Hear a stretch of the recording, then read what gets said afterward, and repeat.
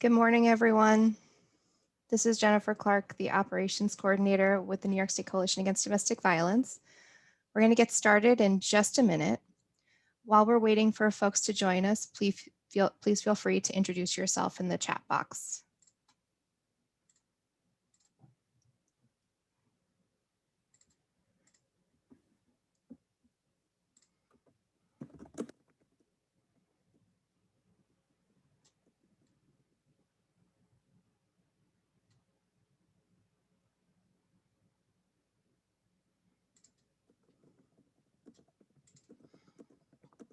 Okay, so the time is now 2:02, so I'm going to get started. Again, I'm Jennifer Clark. I'm the Operations Coordinator with the New York State Coalition Against Domestic Violence. Let me be the first to welcome you to today's wonderful conversation.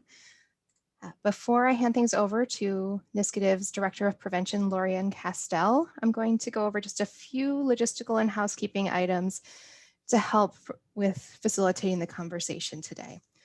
All attendees are going to be muted throughout the presentation, so we do ask that any questions or comments be sent in the chat box.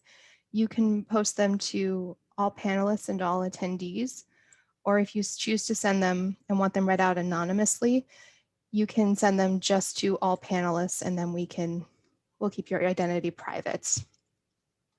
We are recording today's session, and a copy of that recording will be shared with you within the week.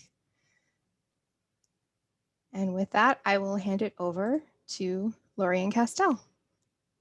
Thank you so much, Jennifer. Thank you for going over the logistics. You're so good at that. Well, good afternoon, everyone. Thank you so much for being here with us today. We know that this week is challenging.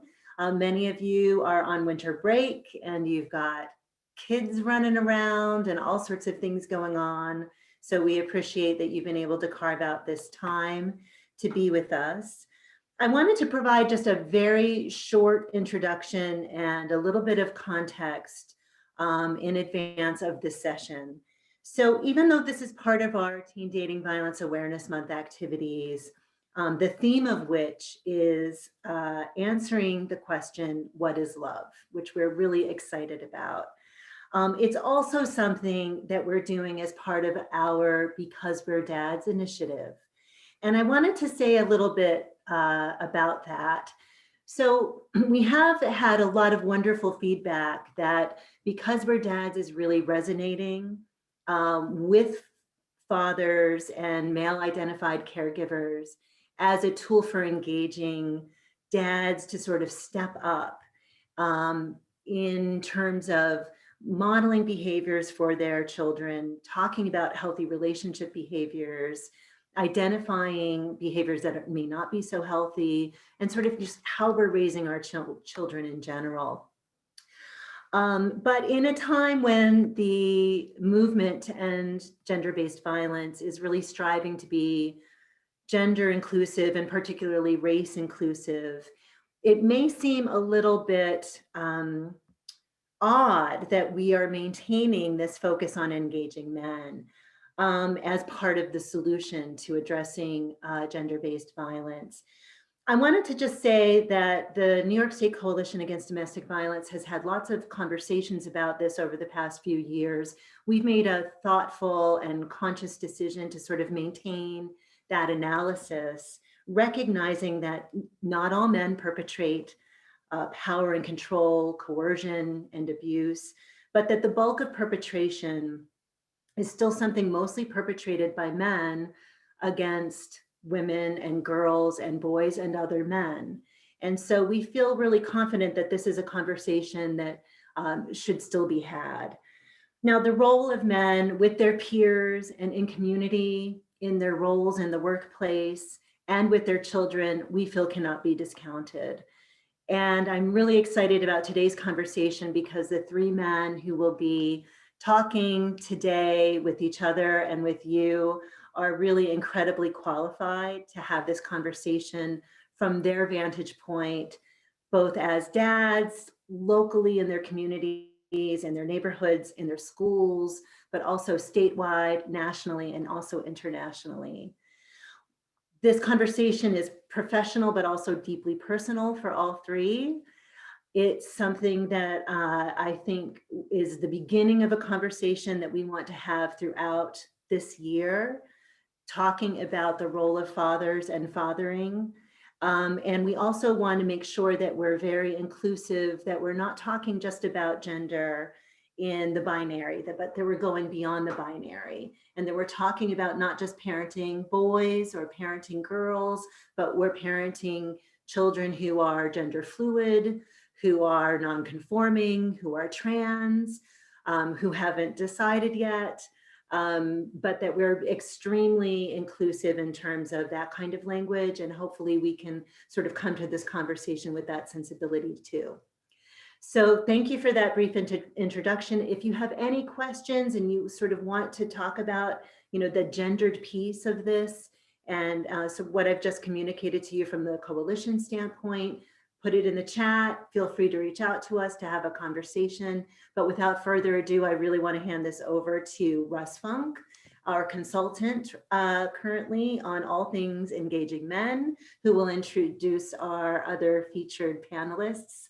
And so thank you so much. Russ, take it away. Thank you, Lorianne, and good afternoon, everybody. I am so happy to be with you again. For those of you who don't know me, I'm Russ Funk. I'm a consultant and activist based in Louisville, Kentucky, which unusually for us today is a snowy Louisville, Kentucky. I'm looking out my window and looking at 6 to 8 inches of snow on top of 2 to 3 inches of ice, which means, as someone who is actively parenting in the context of virtual schooling, I'm looking forward to the end of this, which means a snowball fight and a sledding with my son, who I won't bring into the room, but he will be part of the conversation, no doubt. I am very excited to be here, as Lorianne said, that a lot of the work that we do around mobilizing and engaging in prevention, and even within the work of engaging and mobilizing men and boys, we have not done good work around the specific focus of engaging fathers, and the particular role that we as dads have in terms of this work, both as dads with our own children, but also as dads in the community. I was talking with Bill and Q earlier about how, it's not like I go and do my faith work and I leave the fact that I'm a dad behind, especially in this time of the pandemic. I'm always a dad. It may not be the focus of what I'm doing, but I'm always a dad, and so it's always in the room. And so I'm really excited about this possibility to drill down with both Bill Schaefer and Quentin Walcott about what it means for us as dads to do this work as dads, in terms of helping prevent gender-based violence and broader promote gender justice and gender equality. For those of you who don't know, Bill Schaefer is a founding member of Men with Wellspring and Northern New York Call to Men. He currently serves as the VAWA Victim Service Unit Manager for the state of New York, the Division of Criminal Justice Services. And he's the parent of 4 kids, 24, 23, 21, and 14. And Quentin Walcott, also known as Q, is the co-executive director of Connect New York City, and an anti-violence activist who is well known, certainly within New York, but also nationally and internationally. Q is the parent of a daughter who is about to turn 11. As I said earlier, I'm from Kentucky. I am the parent of a son who is about 11 and a half. I have been privileged to know both Bill and Q for years, although it's been a minute since we've been in a room together. So I'm quite thrilled to have this conversation. As Lorianne said, we want to encourage your questions and your comments. We do have several that we've come up with that we want to get through, but we also want to hear from you. And so I'll be monitoring the chat as we're going into this conversation, and be sure to bring those in as we're able. So my first question for us to discuss is what brought each of us as men, male identified people, boys, whatever we are or were when we came into the room, what brought us into this work? And I'll start and let Q, you and Bill kind of start feeling about your answers. I got started in the mid 80s as a college student in South Texas, really quite accidentally. I was instructing a social work class, and the requirement was it was a social work class, and the program was very clear. Social work is a practice program, not a theoretical program. If you want theory, go to sociology. This is social work. So go practice, find a placement and do your practice. At the time, I was very interested in working around child abuse, and found, to my dismay, as a 18-year-old social work wannabe that there was no place I could go to actually work with children. They would let me have access to children. There's this thing called, the rights of the child. And they could let me at that age, and without a degree, they would let me maybe watch people do things, but I could not do anything hands-on. And other than the local domestic violence shelter. And they weren't sure what to do with a boy advocate activist, but they made an exception, and they took the brave step of inviting me to volunteer. And the process of volunteering for them at the same time of living in an all men's dorm this would have been between 1985 and 1987 in an all men's dorm in South Texas, was a real opportunity for me to differently integrate the learning I was getting from the feminist movement and the feminist leaders of the shelter and this work. So that was my intro. Bill, I'm going to bounce it over to you and see, how did you get into this work? Thanks, Ross, and thank you, Lorianne and Jennifer and Q. It's so cool to be all here together. I actually got into the work accidentally as a probation officer. I had an adult caseload of offenders who had committed either misdemeanors or felonies, and I had a mixed bag. It was all different kinds of crimes. But I started noticing how strangely similar the stories were coming from those cases that were identified as domestic violence. Because we also had to reach out to victims and do victim impact statements for the court.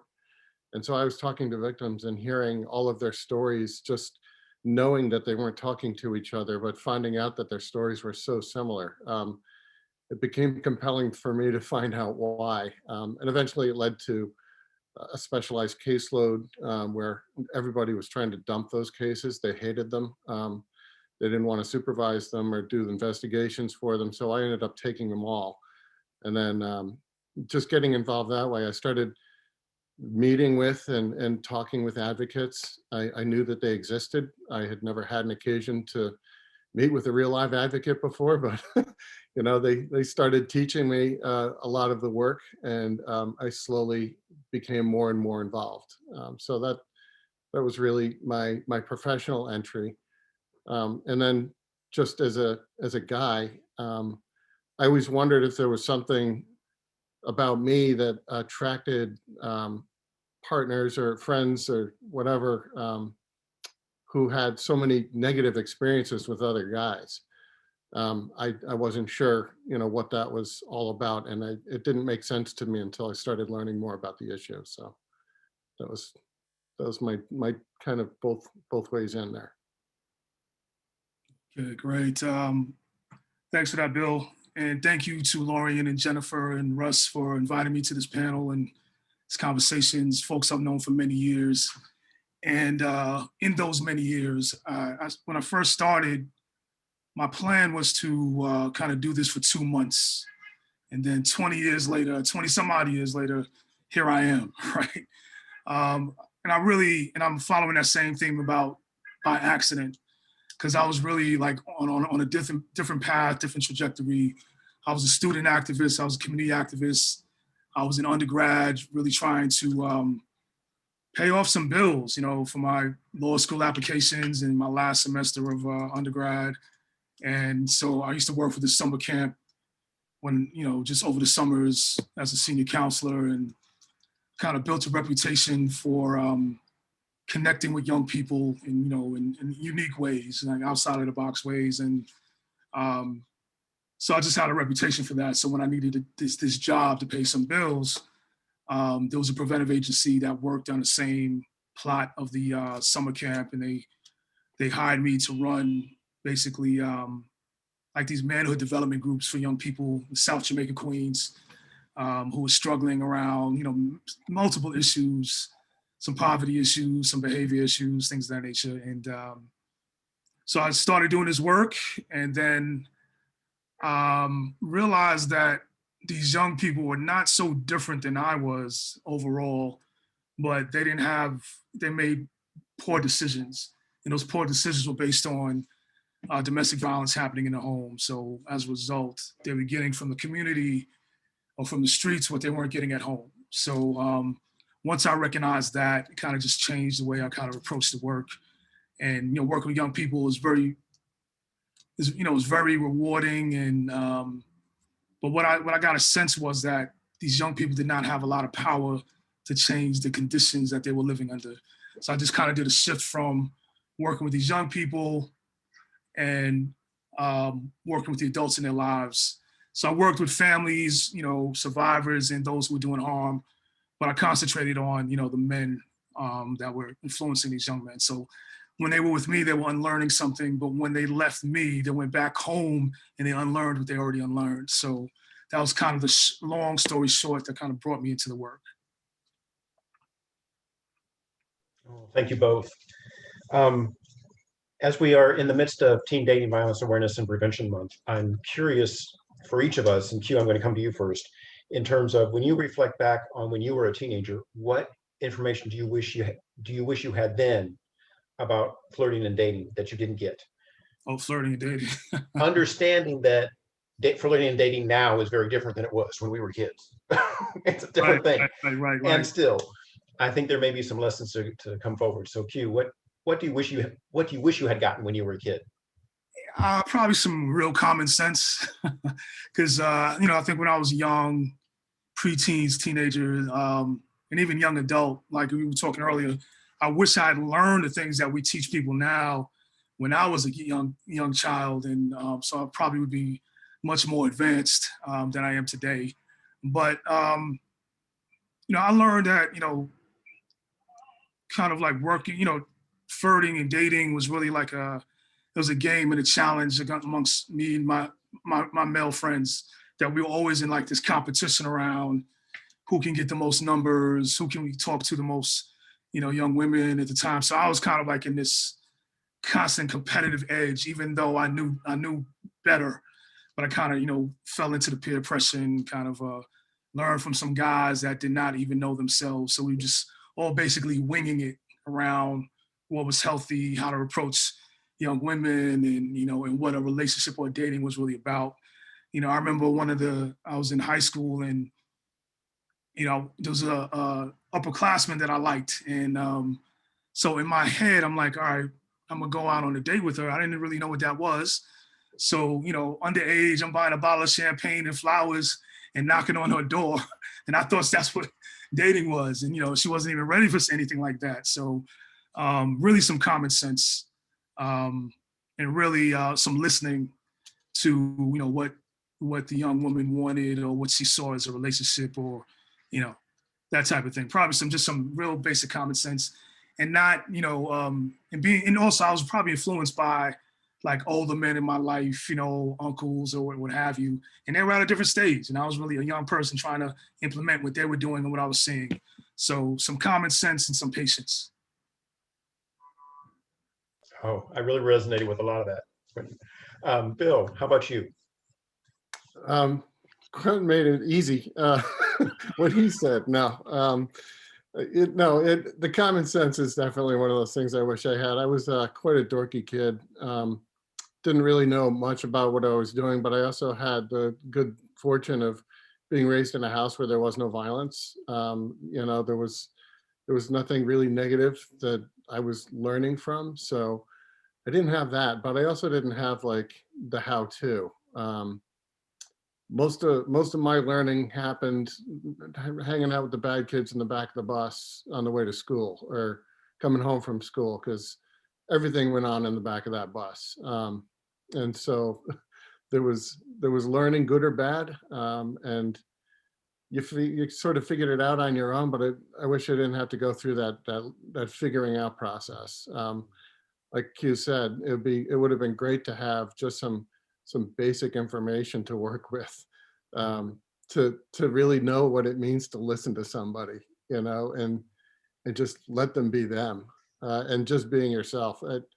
It's just one of those things that you don't know until you do it. But that's about it for mine.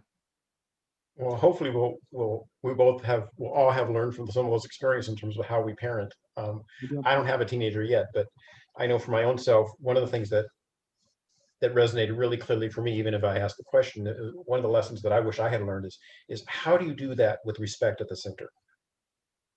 right? I didn't learn, and I grew up with, my dad was a social worker. My mom, by the time I was a teenager, my mom identified as a feminist. We lived in, my dad was still in the home.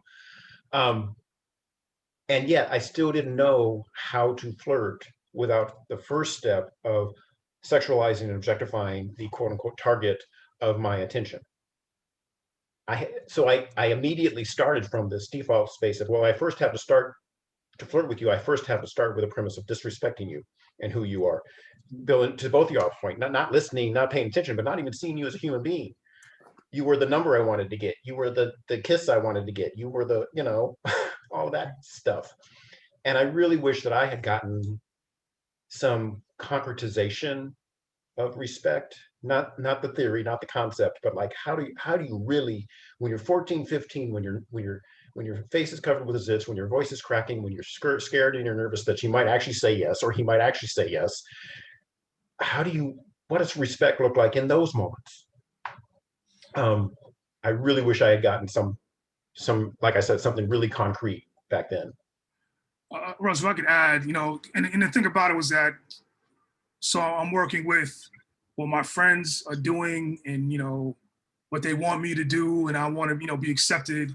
And then I'm also, you know, I'm raised in New York City by a single mom who's raising 2 Black boys, right? So she taught us from the very beginnings, you know, you respect women, and this is why, and this is how, and she was a clear model and example of it. But when you're out in the community or with your friends and your peers at school, that kind of overrun all the values and teachings that, you know, my mom gave us. And the thing about it is, like, in that same scenario I mentioned, like we would go downtown to the village, and, you know, us where everybody hung out. And so me and my boys would, you know, try to do this game where we get all these numbers. And I would go up to these women and be like, you know, I'm just doing this because my friends are making me do this.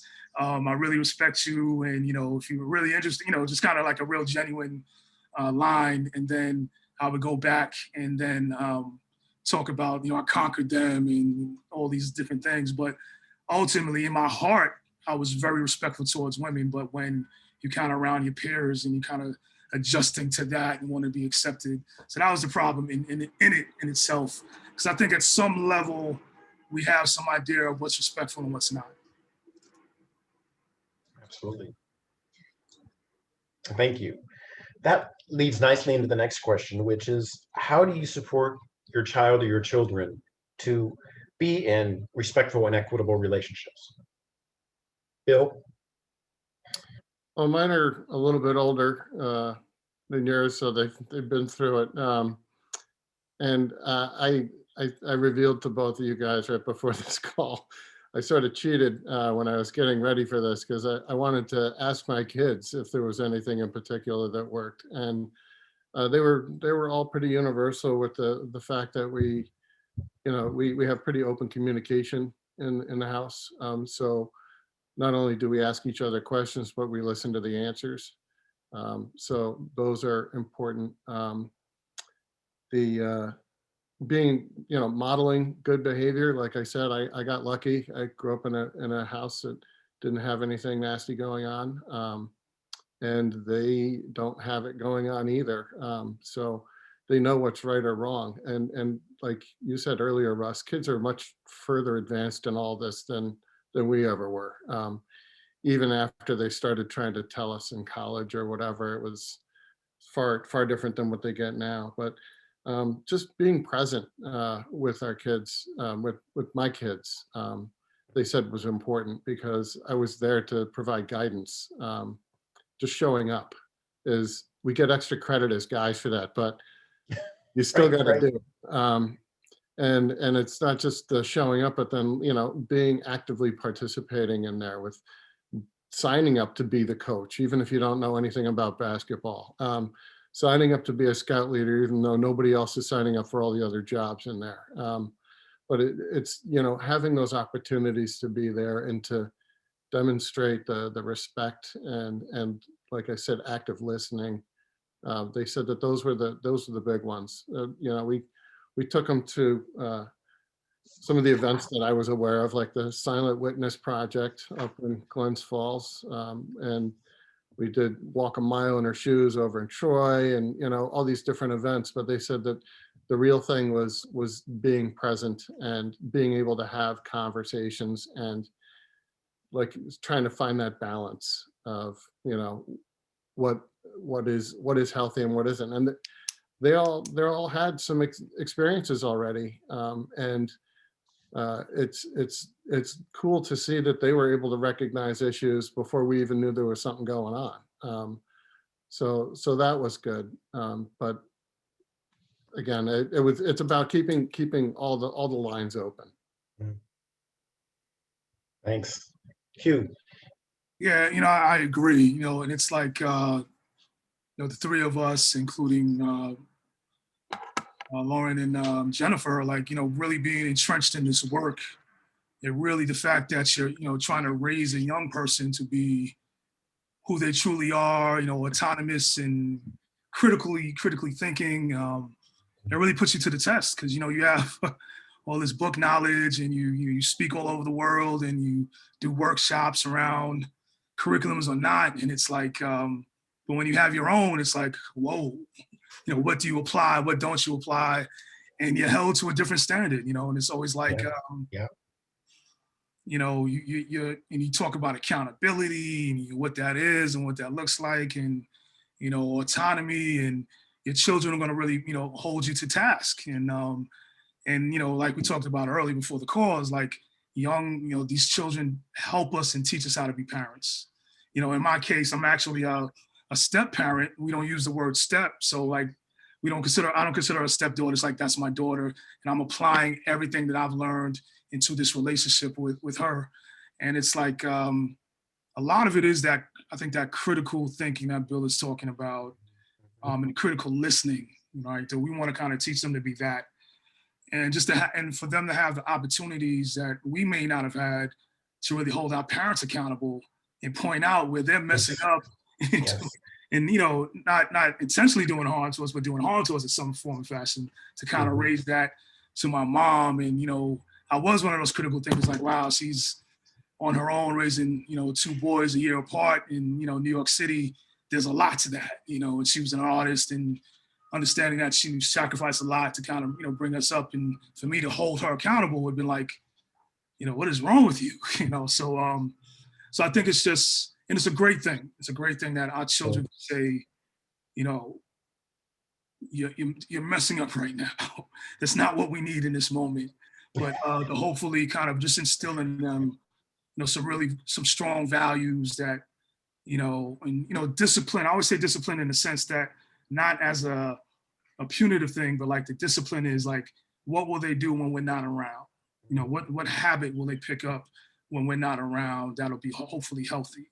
So I think that's the goal, to kind of really give them a platform, listen to them, and also have them recognize that we are a work in progress as well. We're figuring it out as they are.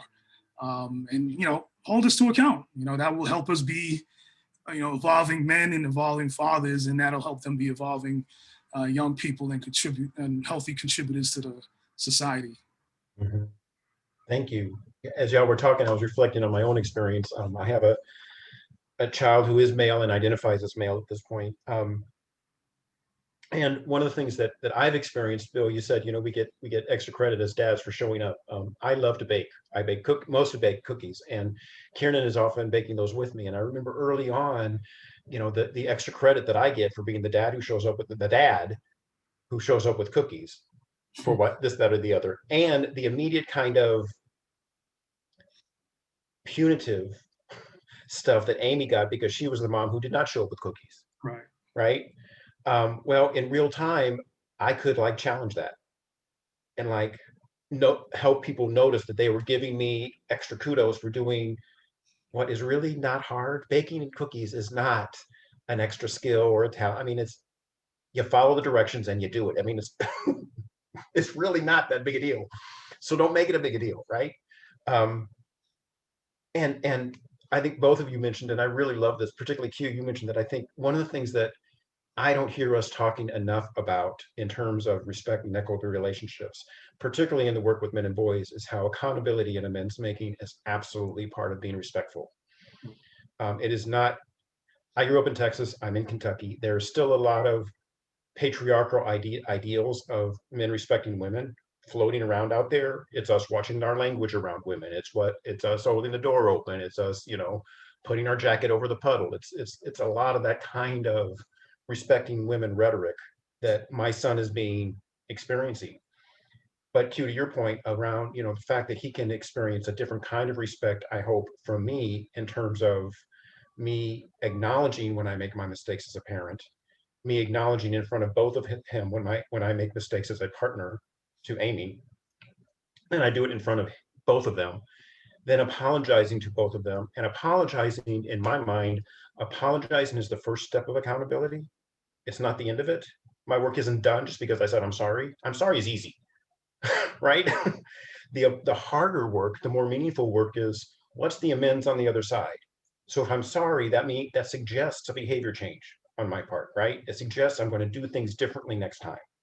If I don't do things differently next time, then the sorry doesn't mean anything. Right. That's just spit coming out of my mouth. For him to understand by my modeling and practicing with him that's what respect looks like. This is me respecting you. This is me respecting your mom in real time. It's not always clean. It's never easy. It's hard damn work. And it's meaningful to the relationship and to my relationship with you as a son, as a person, to my relationship with your mother. There's some meaning to it. Right. I would just add to that, like, it's accountability is so important, and really defining that, right, and who determines it. We do that in our work every day with men and boys, and I think it's important even with our children or the young people in our lives, that we talk about what that means. And, like, no matter what we do, there's a power difference in terms of you being an adult, you having access to resources and money, and just kind of using your experience to kind of get through the day that young people do not have, right? And we have to, recognize that and look at accountability is also a thing is so important, particularly when there is no justice, and justice in any form. It might be in the relationship, just in the relationship of being a child to an adult. So in lieu of, that justice or that even footing, I think, accountability is so necessary, and really breaking down what that looks like. And when harm is done, some of it is, like Bill said, we have to put on, which cap are we putting on? Are we putting on or maybe you said it, Russ, the fact that we are fathers in this moment, or that we are really being allies with our young people in this moment. Sometimes you have to kind of put a different hat on for a different reason, hopefully not to do harm, but to kind of also have a teaching moment. So I think it's a fine line and balance, and we just have to be observant and have accountability partners. That could be your partner that you have the child with, or it could be the actual child themselves, like really create a moment where, all right, tell me how I did in that moment. Was that helpful to you? Let me hear back. Or what could have been better, right? Mm-hmm. And you do the same with them, Right. Oh, I love that. Thank you. Bill, did you have anything else you wanted to add? Just that that's absolutely right, Q, is the feedback loop. That works really well. It has been working well in our house. But also the fact that to do this work and to be a parent means you have to be willing to change. You can't come in thinking, well, I've been doing this for years, you were just been born when I was a probation officer, and now I've got 15 years on you, and I know more than you because I don't know anything about what they're going through.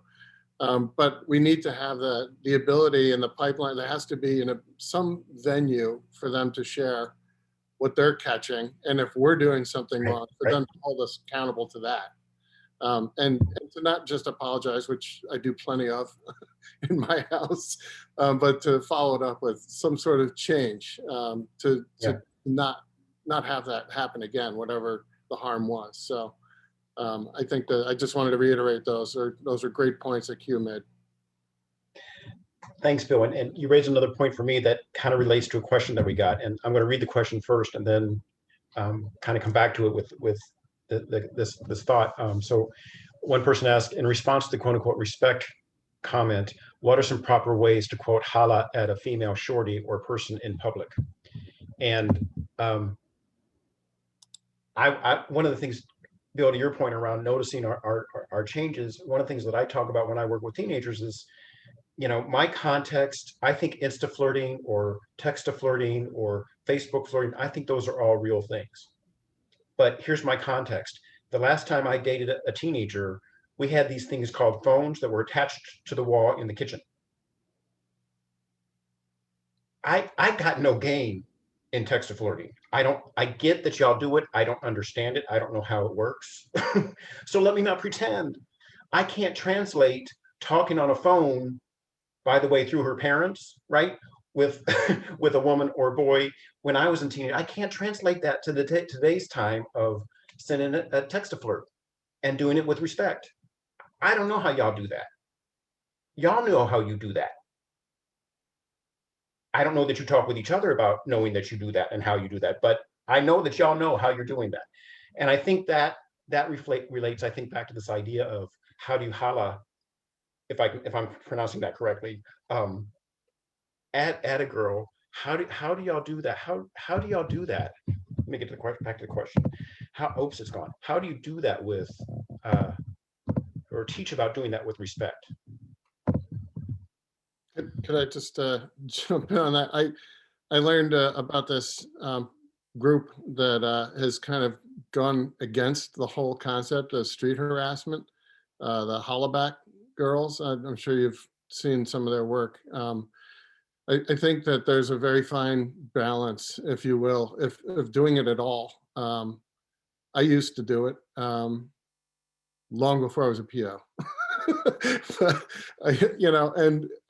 we thought it was funny. Some of our friends were better at it, but it's really not really the greatest experience for those that are on the receiving end. And I didn't know that. So learning about that was something that I was able to pass along. And I don't think my sons do it, but I also think that there has to be something where you can, without offending somebody or making them fear for themselves, a way to express, you think they're nice. I don't know what that is. All I know is that the way I used to do it and the way I see it being portrayed on those websites for the Hollaback girls, it's received very differently than delivered.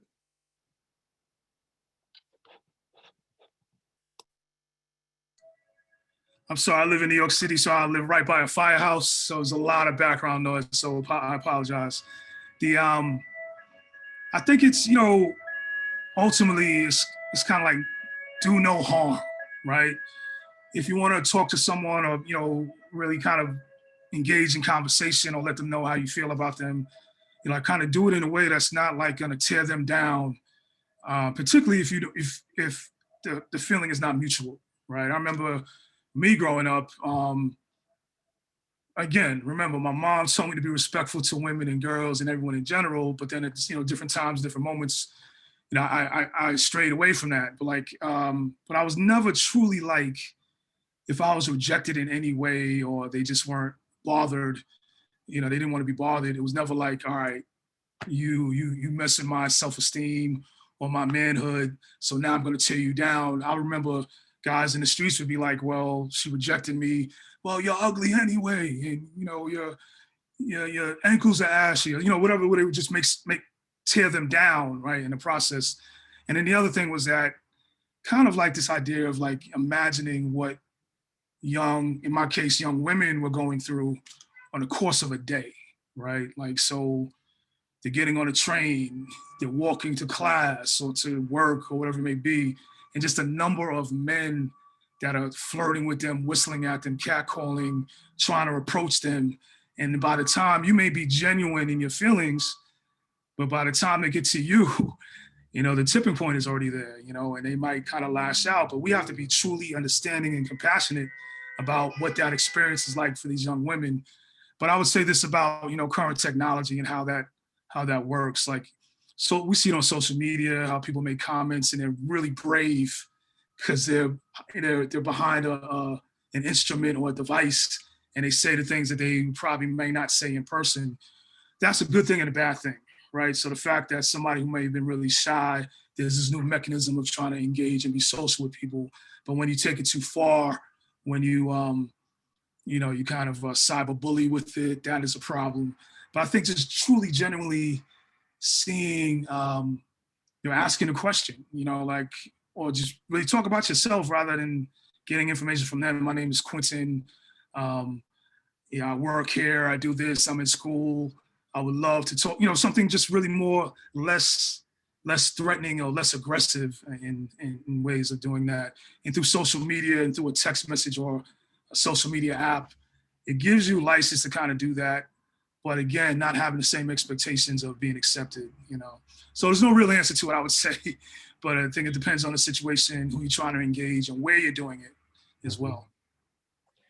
I was thinking back to myself in high school and college when I would engage in those kinds of behaviors. And I think as I look back, I think one of the telltale signs is who was I performing for? Right. Because there were times when I was hanging out with the boys and I was shouting at this girl across the parking lot, I'm thinking of, football game, parking lot flirting. And if I was performing for them, right, guarantee you I was harassing the girl, or pardon me, harassing the young woman. If I was forgetting them and actually trying to get her attention because I actually liked her, it dramatically changed what I was doing. Now, I can't guarantee, Bill, to your points, I can't guarantee that I was being respectful. I don't know. I suspect I probably wasn't, but I do know in my body, from my own knowledge base, I know there was a difference. And I know that I knew then, as a 16-year-old, I knew then that there was a difference in terms of what I was doing to her when I was thinking about my boys versus how I was treating her when I was thinking about her. And that didn't really matter if the boys were on my shoulder or not. Right? When I was flirting with an individual woman, if I was thinking more about how I was going to report this back to my guys and my friends and relay the story to them, yeah, that's harassment. If I'm actually paying attention to the person that I'm flirting with, I need more information, but more than likely that's moving towards being respectful because I'm paying attention to her. Y'all both said that, right? Part of respect is paying attention to the person, listening and paying attention to the person you're engaging with, not being distracted by how I'm going to report this back to my guys. Right. So I think, to me, that comes to mind in terms of this question of how do we, I think that's true whether we're using social media or, trying to flirt across the street. Yeah, and I think the other thing too was that, what worked for me, because I was, before I started, being very public about, my work or my organizing, I was very shy. So the idea of just being a quiet, shy, mysterious guy, that worked in itself, so I think we're in an age now where we're not in these traditional rigid gender roles where, the guys have to do all the approaching, like women are, they approach now, and young women, let people know who they like or not. Sometimes it's kind of a thing where it's, it's done, between both people. You're being engaged as well. So I found that to be very helpful. When you just try to go and talk to a girl, even if you happen to like the person. So it was always, a question of, if I'm not interested, how do I do that respectfully and not, embarrass someone, because that's a lot of what it is. So I'm realizing that question kind of drew us for a moment out of our dad space and into our male engagement space.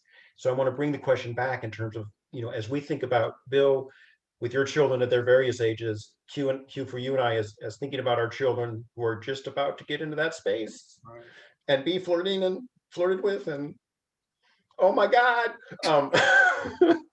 I'm curious around, how does this conversation that we just had, how does that impact on us as dads who are also in this work? Bill, you want to try and answer since you're the elder of us? That doesn't give me any extra points. Still trying to figure it out. We have 3 young adults in the house. We got our 4th guy coming on up, like you said, in the same area as age as yours. I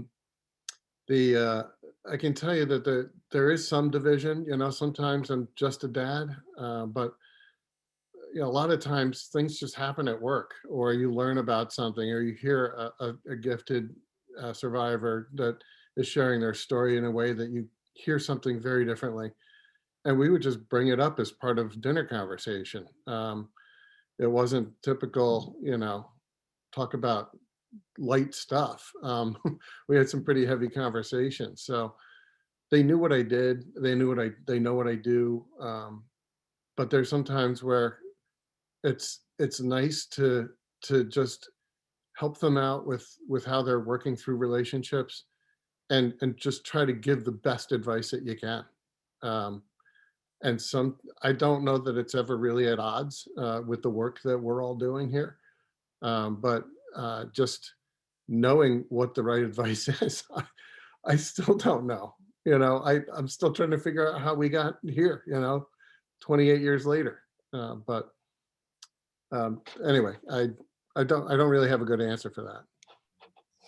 Yeah, I think it's, I think the most effective way for learning child and adult is storytelling, and I think we just kind of, Yep.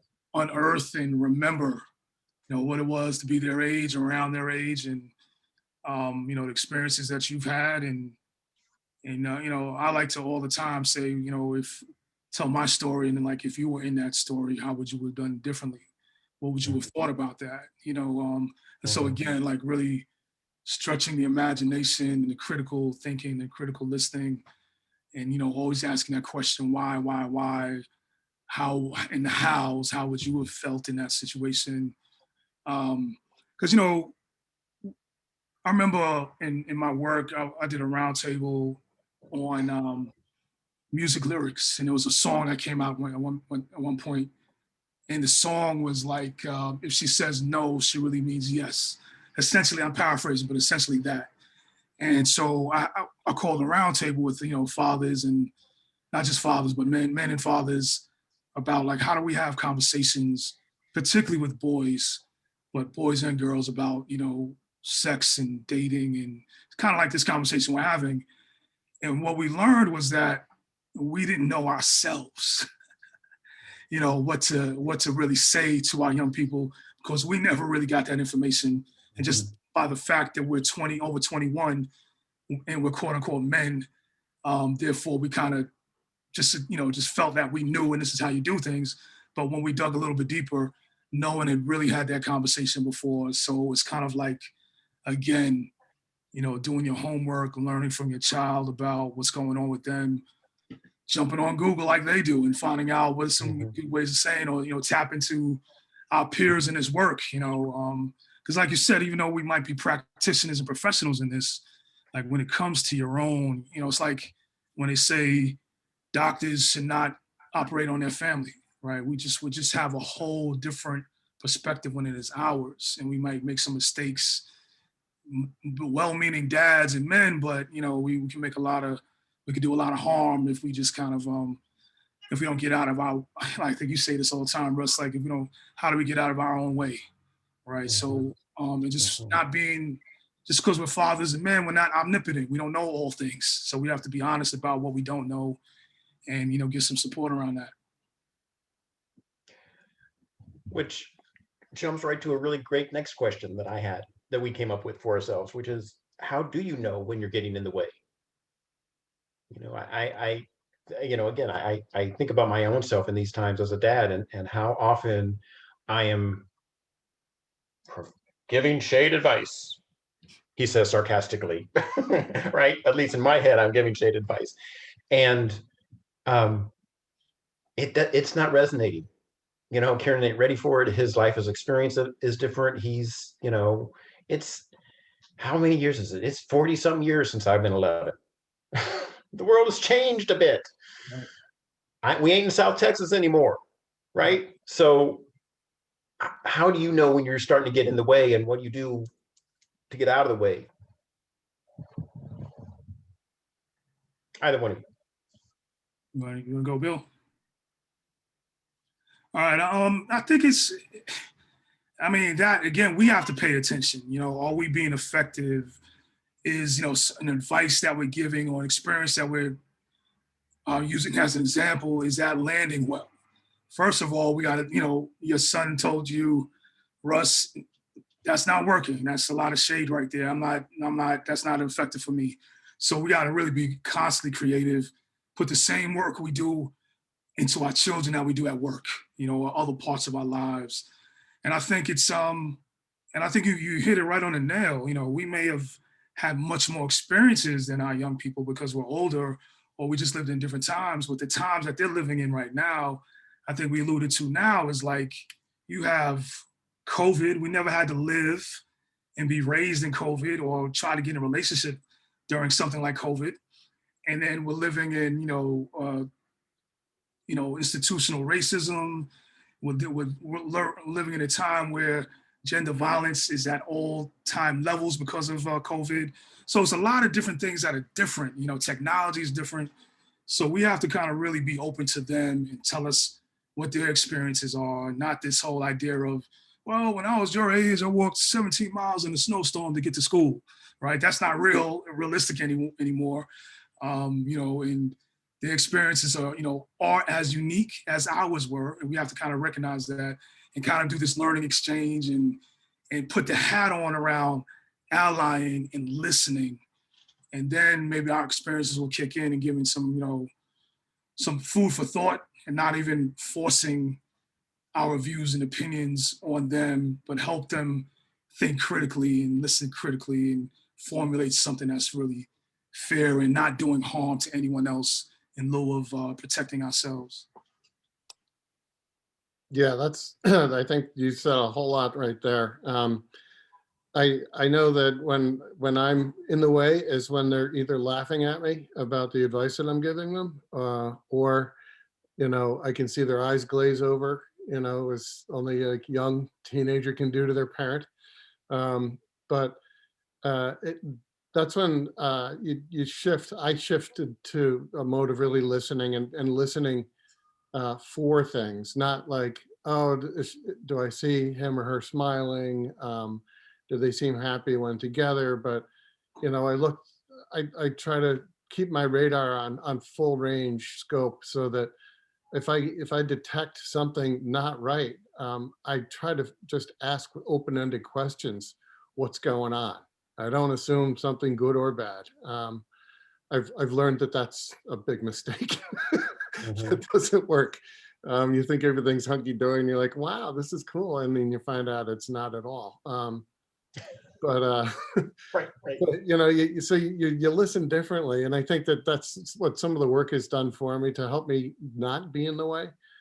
Because sometimes things are just going along and I'm getting the right vibes and I'm hearing the things that are important to, I know that I learned in the work. So I'm like, okay, well, at least that part's good. Now let's, let's get to this other part and make sure that's all still going okay. It really is just kind of being aware and just being ready for whatever they want to share with you, whether it's good or bad. I think that's the easiest way to stay out of the way. As you were talking, Bill, what kind of resonated for me is I don't think I've ever gotten in the way by listening. I get in the way by talking. Right. Right. And so to your point, if I can just, Kieran really wants me to listen more than he wants me to talk. So let me lean into that. What I'd like to do, given the time left, there's a question in the Q&A that I think is great to, as for me anyway, it's a shift from this personal relationship with our children to our role as dads who are also activists and advocates. And so the question comes from the experience of, students who have the desire to respond violently to being harassed or to those kinds of situations. And, obviously we can't teach our children, we don't want to teach our children to fight back or respond with violence, but how do we counsel our young folks to be in uncomfortable situations? And for me, I go kind of two places with this. One is for my son, who I'm intentionally trying to raise to ally both with women and with Black and brown folks. I am coming to you from Louisville, Kentucky, the home of Breonna Taylor. And my own experience of looking at our school system and raising a boy in Kentucky at the cusp of adolescence. Out of one side of our mouths, we say that we want respectful, kind, caring, gentle, male type people. And on the other side of our behaviors, the way that we treat 11-year-old, 10-year-old, 12-year-old boys who show up in the classroom or walking down the street or on the school bus, the way we treat them does not support them being kind, gentle, caring, sensitive human beings, right? We beat the kindness out of them, basically. And so where I go in that is there are ways and values that I want my son to behave, but I'm also a community organizer. So I'm in the school, I'm in the streets, I'm on the school board. I'm not on the school board, I'm on the PTA. I'm working with creating these environments that if we say we want our boy children, like our girl children, to be kind, sensitive, caring, and compassionate, then that's about our built environment. And how do we create a built environment that supports our boy children, like our girl children, and our genderqueer children to show up with as who they are? It's not just about teaching him not to respond violently. It's about creating the environment that he can go and be who he is and not be treated with violence. Right. So that he doesn't have to respond violently or non-violently in those moments. But that's me. I'd love to hear Bill and Q your points. I don't have the best advice as far as this goes, because I empathize entirely when they get fed up and they don't want to respond with peace. I can't imagine what my daughter goes through every day. She was, until the whole COVID thing hit, she was living in Midtown Manhattan and did that kind of commute that Quentin was talking about. And I know that there's techniques you teach, put in the earbuds, even if it's not plugged in, try to ignore. I don't think that the venue where it's received is the place to necessarily fix it, and that's where allies really need to step up. That's where I turn to the boys and I say, look, she might not be in a position to say anything or to do it in any way, peacefully or violently, either way. But if you could just step up and say something to put an end to it, to interrupt it in a peaceful way, not to go get all burly and bounce chests and do all that stuff, but to really kind of say, knock it off, or that's not cool, or, who are you talking to? I think that is going to end up helping. That empowers the person hearing the bad things, the things that are harassing and scary. So I don't, like I said, I don't have the best response, because I totally get it. When I hear it, I do my best to interrupt it. I don't interrupt it all the time. I know that's my job. I'm supposed to be saying, oh, everybody should do it. It's all about accountability, but it's not so easy when it's in your face. But when it is, then do it. Do something, say something. It's not always on the role of the victim or survivor to fix it. Right. Yeah, that's a tough one. And I agree with you, Bill. It's like it's very difficult. And I would say it's really about, the environment. It's not about the individuals per se, the person who's doing the bullying, or even the person who's being bullied. It's like, what is that environment? How's that conducive to allowing that to happen? So really changing that the work could be on a broader level of changing the conditions that create that. I have and again, like also creating spaces, like run this men's roundtable. We because of COVID, we started running it 2 times or one time a week now, but at one point 2 times a week, to kind of deal with everything that COVID challenged us as men and fathers. All those stereotypical ideas about gender roles and this control that we have as men and this privilege that we have as men was challenged in this moment. So because of that, and challenged in a good way actually, because a lot of it was really based on male supremacy and privileges that other people do not have. And so, but the ideas of creating a space where we can really break that down and talk about that. And one of the men that I used to work with, he was actually a bully growing up. So we learned a lot from him, because he was on the side of the person that was bullying and what that meant for him and what he ultimately got out of it. And we learned that, he was in a lot of pain. There's a lot going on at home. He was seeking attention. So a lot of times it's like, if you teach the person who's being bullied, even though it's a terrible thing and it feels bad and you're being embarrassed and all those things, to kind of think about, why is that person doing that to you, right? And then it gives you another way, a different strategy of approaching that. That's one, just one way. But, and it's hard not to say because we learn this in media. Every movie you see, about somebody growing up, they were being bullied and they finally fought back against the bully. So that's what we're socialized to kind of approach it that way. But I think we need to be a little bit deeper and like have a fuller conversation about what that is and really try to change the conditions. Not necessarily the young kids or maybe, and then also us being the example as well. Like, are we parenting and are we bullying our kids? Are we threatening them? Are we making fun of them if they're not doing things the way we want them to do so? So I think a lot of this conversation today is really about us modeling, being an example. And for this guy who was a bully, he's totally different than that now, right? He got the help that he needed, support that he needed.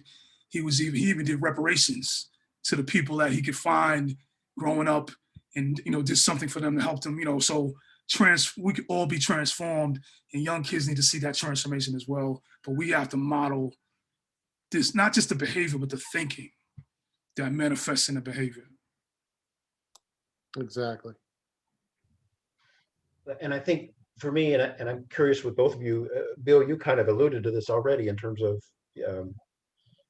not having, or your kids know what you do, and being very upfront with it. And I think part of it for me is not only, that's emerging from this conversation, is not only modeling here at the home, but Q, to your point, as I'm working to change some of those structures and some of those environments.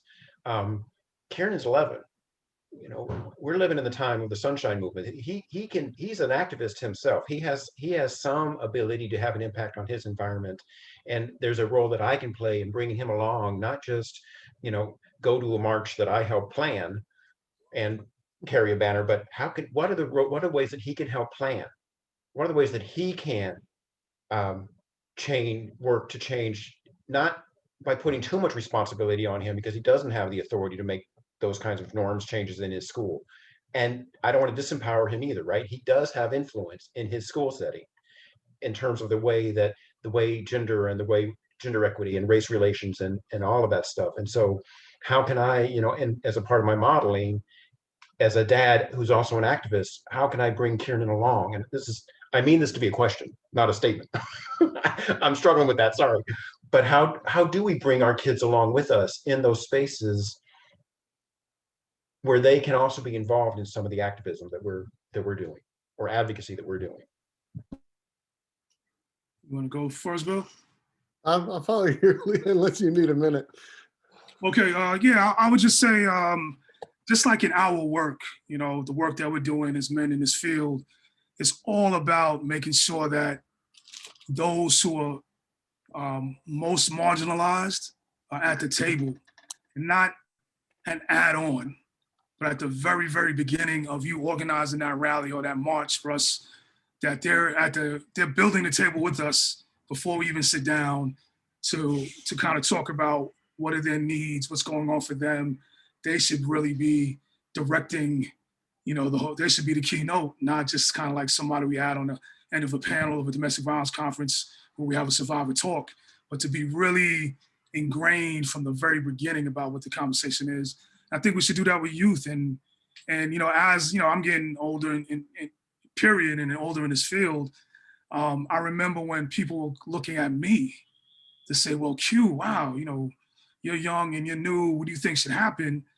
It's the same thing. It's like these younger people have so much knowledge and creativity that that's been chipped away at because of these systems that we work in and out of, and these kind of, structures that are kind of traditional, that even though we came in bright-eyed and really thinking outside the box, those things have seeped in. So I think really getting young people involved from the very, very, very beginning, and not have the youth conference that the adults organized and add the kids to. Let's get them involved, and let's co-facilitate these workshops together. Let's, support them in when they're, taking leadership. But we really have to kind of co-lead and ally with younger people to help them really get their word, and men need to ally with women, adults with young people, straight folks or queer folks. We have to really kind of look outside the box on these things. Yeah, I had to agree with everything that you just said. We involved our kids in my work. I know when Jean Nordsey and her crew and us at Northern New York Call to Men did a golf outing on Father's Day. My kids were tiny, but you know, they knew some basics. So I dragged them along, and they helped do some silent witness painting. You take them to those kinds of an events and you expose them to that work, and you never know what sticks and what doesn't. And you find out sometimes, again, by accident, that they were involved in starting a group on campus, or they invite you as a guest speaker for their health class because you got some stuff that you might want to be able to share that kids don't hear anywhere else. And so, like, I didn't ask them to do that sort of thing. I wasn't the most comfortable thing to do, even though that's what I used to do a lot of. But you give them the tools, and you show them how you do it, but then you ask them how they would do it and what they would do it to make it better. Because they always have a way. At least they have an opinion. And I mean, you got to listen to it. You can't just like, oh, what do you know? You know, you're just kids, because they know it all. They know everything. And I think it's critical to create those spaces. And maybe just because it's us on this call and the folks that are listening in, everybody's doing prevention work in some way, on and off the books. But keeping it available and giving them some of the tools that have worked for you, I think is probably a good way to merge them in a way that's not too pushy. Awesome. Thank you both. I am aware of time. I haven't seen a lot of questions show up in the Q&A or the chat, but we have about 10 or 15 minutes. We have 20 minutes left, but there's some wrap up time that we need to do. So we have about 10 or 15 minutes left. I do have a couple more questions that I've got that we've come up with for each other, but I'm curious to those of you who are participating, if there's questions or comments that you want to make. I'm a little surprised. My experience with Niskative and you all in this room is that you typically have more questions and comments than the silence we're seeing. So that's just a testament to our conversation, and we're covering all the points. apparently. Yeah. So yes, I just want to give a minute and see if there are any questions from our participants that you want to make sure we try and cover in the last little bit of time that we have. How you doing, Jane, Terry? If I could just do one while we're waiting, Russ, I think one good example of like fatherhood and being an ally is, like, as you all probably know, I do this Father's Day pledge every year, but that is done like with a woman. We've been doing it for the last, it's in our 11th, 12th year now, but we've been doing that together for many years. And in New York City, it's something that we did with the Women's Caucus of the New York City Council to really show that men and women can be in these positions working together and modeling, you know, how we can work together. You know, I think so those are some good things that young people should see and we need to be transparent about. And a lot of times it's, you know, when there's a men's event, women are behind the scenes really making it happen, but like really bringing that up front so that we can be really intentional about these alliances that are taking shape. Thank you, Q. I'm so glad you brought that up. That's a great example, and it totally escaped my mind. Of course, you're still doing that, and it's been such a model. I know a lot of communities that have paid attention to that. They've tried something like that on Father's Day as a way to mobilize dads to take a visible position.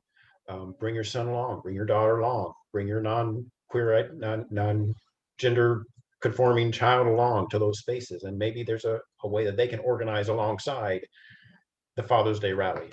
I love that. Thank you for saying that.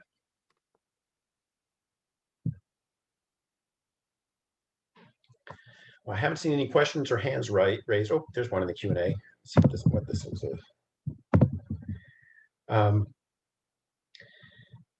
Question: what are some traits of the divine masculine that you would like to highlight?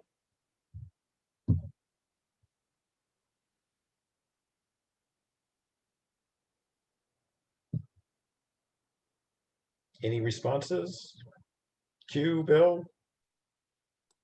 This sounds like a trick question for the man box exercise. Say more about, what do you mean?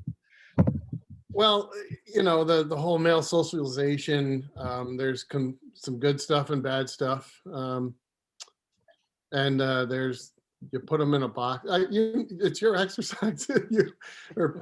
Paul Kivel, I mean, you guys all did it way before I did, but I think that there are certain traits. I wouldn't know which ones are good or bad. I can't put values on them. I guess it all depends in the context and what's going on. But there's a whole list of archetypical male masculinities, traits. I don't know what I didn't see the question, but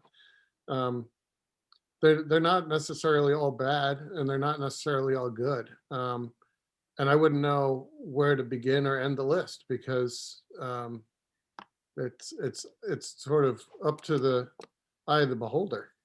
Yeah. I don't know if Hugh, you got something a little more. What's the question? Pull it up again. What are some traits of the divine masculine that you would like to highlight? Yeah, that is, you know, a lot of people think that masculinity, just even the term masculinity is a negative, right? And it depends on, you know, where you're at with it and your experiences with it. But I would like to see, you know, and like toxic masculinity is like the term everyone is using now. Before it was maybe hyper masculine or super you know, whatever term it may be. But I think one thing that's important is understand that is masculinities, right? There's many different types and forms of masculinity. And I think that in the course of a day, all right, going back to that young person, you just use New York City for my context, a young kid who's living in a household where it's safe at home and no abuse is happening, puts on a different mask. You know, could be very more towards, you know, the feminine, which only means is compassionate and not to get caught up in the F word, the femininity piece being so, but just the idea I could be more true to my true self. But if it's that same kid is in a household where there's violence happening, you're putting on several masks. You might put on a hyper toxic masculine mask to protect yourself or protect your mom or protect whoever's being harmed in that situation.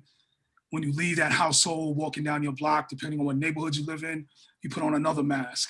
So, or when you get to school, and if there's police as security guards in your school, I put on another mask to kind of figure out, will I be defensive? Will I be strategic so I can get to class and take my test? Or will I be more confrontational?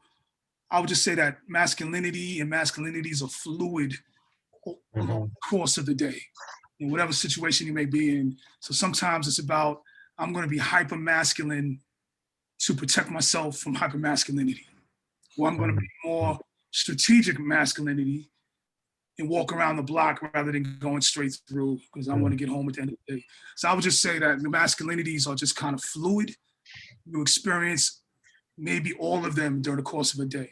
So I would just kind of reframe it and look at how is masculinity my entry point into giving services and helping someone who may be struggling in their relationship, or even as a father. A lot of work we do are with men who are struggling with being fathers, who may be undocumented, who are struggling with their manhood. So, you know, I would just reframe masculinity in that way. Of course, the effect of masculinity on someone who's being harmed is tragic and very toxic, but in the sense of really trying to change the thinking and the behavior, think about where you are on that spectrum of masculinity and how do people see you on that spectrum of masculinity. I think where those things meet can be the way you do the work, and you can project, I guess, that divine masculine in a way where it's, you know, helpful to changing and accountability and keep someone safe. That's a really good question. For me, I struggle with linking divine and masculine. In my faith, the divine is not gendered, and so where I go is the traits of divine humanity, and I don't see the value in genderizing what we can consider to be divine traits. I want a world in which people of all genders can access and express those traits and are supported and encouraged to. So my brain kind of starts to frizzle a little bit by linking the divine and the masculine. And even terms. further, Russ, not to interrupt you, like masculinity, anyone can take that on. It's not just necessarily a male identified. We always tie it to manhood, but it's something that any gender can take on, any identity can take on. So I just want to kind of put that out there as well. It's not just about men and boys, what masculinity kind of shapes up. And femininity is not just about, women and girls, how it kind of typically is used. So there's another question in the Q&A, and it's specifically about how can fathers have a healthy conversation when helping their daughters prepare for dating?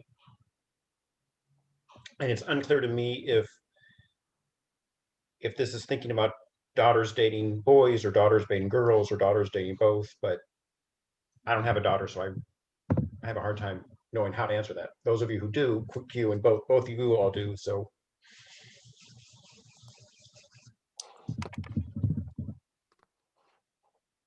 I've always just counseled our daughter one-on-one, sometimes, with my wife, but usually it's about just making sure that she's safe and comfortable. And we didn't say, who she was dating or what they looked like or anything like that. It's just never really had that dating conversation other than constantly checking in and making sure that they feel equal, that they're making some of the decisions that are important to them, that there's collaboration, that there's shared partnership going on there, that it's not all going in one direction. And those are all, again, things that we model. We try to model in the household, and we talk about it, not a lot in the dating context, but it sunk in. There have been some bad experiences from all our kids dating where they know something is really wrong when they're getting, they send a text, I'm going to the beach for an hour, and they come back to 25 texts like, why aren't you responding? Where are you? All this stalking kind of stuff. They know on their own right away that it's not a good thing. And I don't know how. It could be some of the stuff they heard during the dinner table conversations. It could be some of the one-on-ones that we've had, or it could be some of the things that they're hearing in school or amongst their friends. Like I said earlier on, they're so much further ahead in all of this than we are. So I'm grateful for that. Right, I think that's right. Only thing I could add to that I would be is just kind of be in a position where you can be in a conversation, like, and that if your daughter is struggling in any aspect of it, that they can come to you as well as their mom or the other parent, and just trying to be open enough so that you can hear that, and when they tell you some things that are like really that they've been hurt, or we have to be able to handle that without losing our minds and rejecting this idea of you are mine, you are my property, no one is to harm you, that whole thing. We just have to be kind of open enough for them to feel comfortable to tell us what's going on. At least you have, at least what's going on, and just be consistent. Be consistent and use every tool you have available. If it's sitting down and watching the movies that they watch, pose a question in a real creative way, like, oh wow, what would you do if you were in that situation? Or what was good or what was bad about that? Or I was in a situation like that before, and just use yourself in your stories. And they don't have to be perfect stories. I think the stories that are the best are the ones that have some sandpaper on them, and you get to really kind of tell that story and think about, I did this way, I would have done it differently now, et cetera, et cetera. And just be honest about, you may not have all the answers, but you can kind of figure it out together. But you always want them to be able to kind of feel comfortable enough in some capacity to tell you what's going on. And again, I'm just saying what I think should happen. How it will end up rolling out will be another story. Right. So there was a question raised in the chat about how we bring intersectionality into and the intersection of oppressions and privileges. I added that last part in terms of our parenting, in terms of our activism and advocacy. And we've got about 5 minutes before, I think 5 or 7 minutes before we need to bounce it back to Lorian and Jennifer to wrap up. So I'm curious around what our collective thinking is around that question. I'm still learning it all myself. I'm still trying to figure it out. And every time I do pick up something that lands differently for me, I share it. I share um, the information that I get from conferences, from going and seeing Russ Funk or Quentin Walcott, and hearing some of this. So I'm still on a very much on the learning curve with that. One thing I did last year with my two sons is that I was invited up to a cultural safety training by 7 dancers up in the Akwesasne territory. And we were having a long weekend afterwards. And I asked Amy if it would be okay if I brought my sons with me. And I said, they can sit in the hotel, or, would it be okay if they came to this training with me? And she, with open arms, welcomed them in there. And we all learned together some very hard facts about intersections of oppression and what that translates to into suffering and issues that are faced by whole groups of people. And we got, my family got a whole lot of privilege. Just walk into a room and I'm just riddled with privilege. But hearing how that works in the opposite, and what impact that has on not just individuals, but on entire groups of people, it was really eye-opening. And both of my sons said it was very powerful for them, and they enjoyed the experience. And then after we got home, this is right when COVID was hitting. Like, we went to Montreal after this conference, and then while we were there, the border started to shut down, and we boogied back home. But when I got home, I realized that I never gave that same opportunity to our daughter. So it's like the big oops, you catch it and you want to share all this information, and I didn't include her. So that was, again, one of those lessons learned, but it's also a way to, you still have a very long car ride home to talk about the stuff that you just heard. And it's a different conversation than just saying, hey, I'd like you to read this article. It goes very differently. Yeah, just real quick, I know we don't have a lot of time, but I would just say, like, the moment that we are living in right now is probably the most teachable moment that we've ever experienced, with all these converging pandemics, from COVID-19 to systemic and racial oppression to IPV, and this quarantining at home where the person who's abusing you is in your home and you have nowhere to go.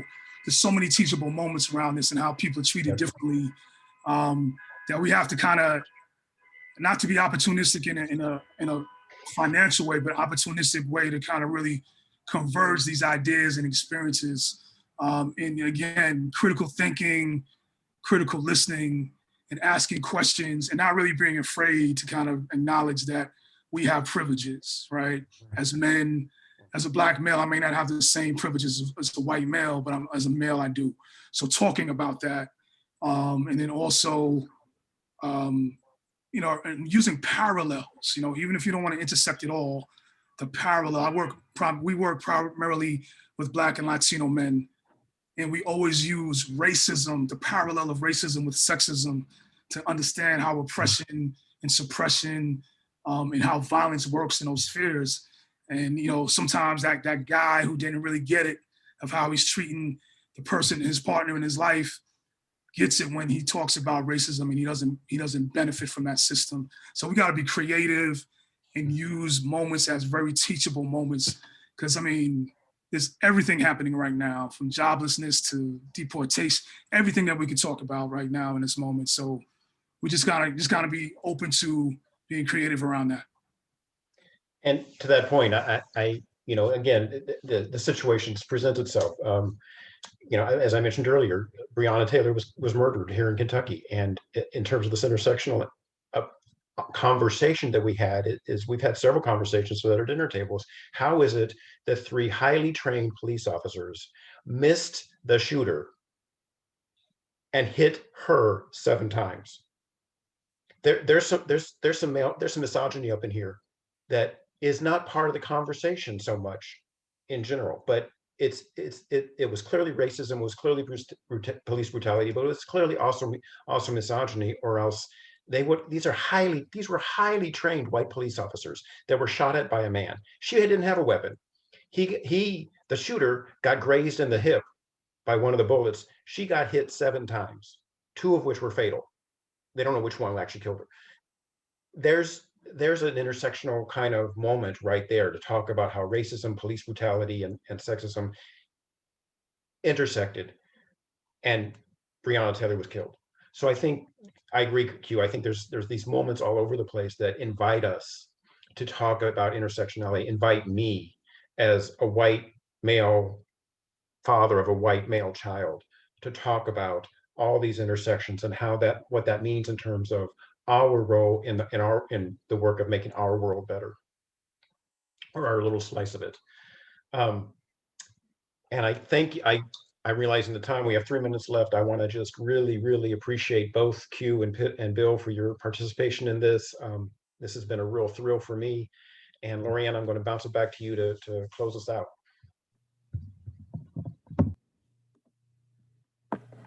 Wow. So thank you so much for that wonderful conversation. My thoughts are going in 100 directions. And, I know we've taken some really copious notes about all of the things that we want to follow up on and make sure that any, resources that connect to all of the remarks and the comments that you've made are things that we can make available to folks. So just as a wrap up, I just want to remind folks that we do have resources on the NISCTIV website. It's an online prevention toolkit, and it has some definitions. It's something that we're updating all of the time. There's lots of information around engaging youth, for one thing, in multiple settings, but then also engaging men.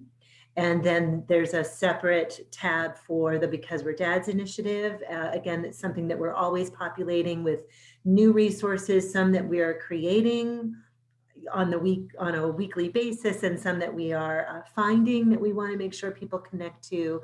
So that's the first thing that I want to say. We will be following up. This webinar will be available to view for colleagues that you think might be interested in it. We'll make sure that we send out some resources.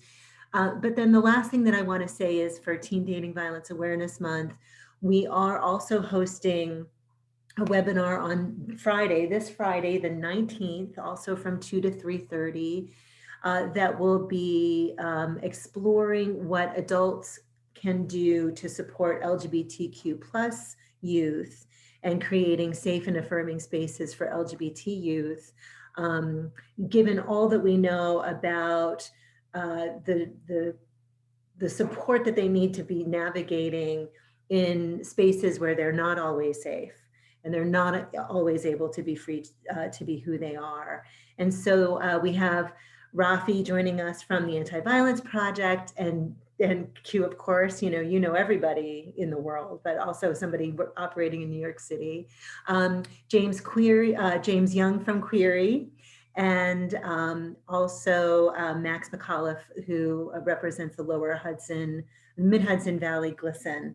And so the 3 of them will be talking about what adult influencers can do in that space. So that will be happening. And then we're wrapping up our What is Love art contest that was open to 12 to 20-year-olds.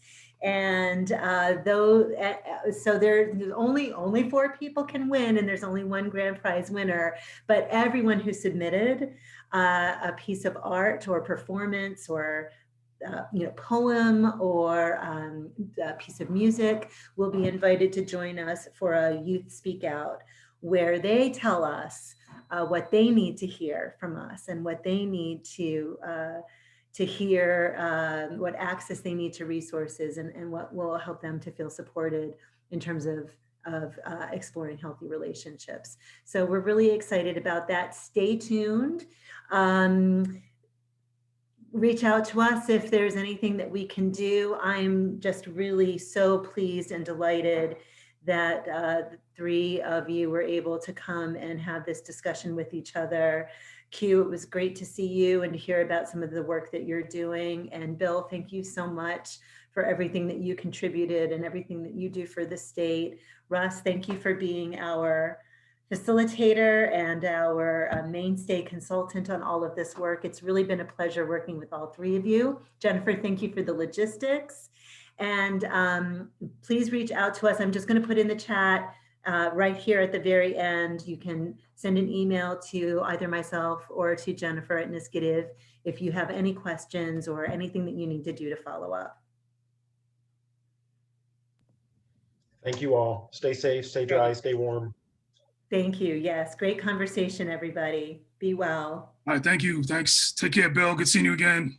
Russ, Lorian, Jennifer, thank you. So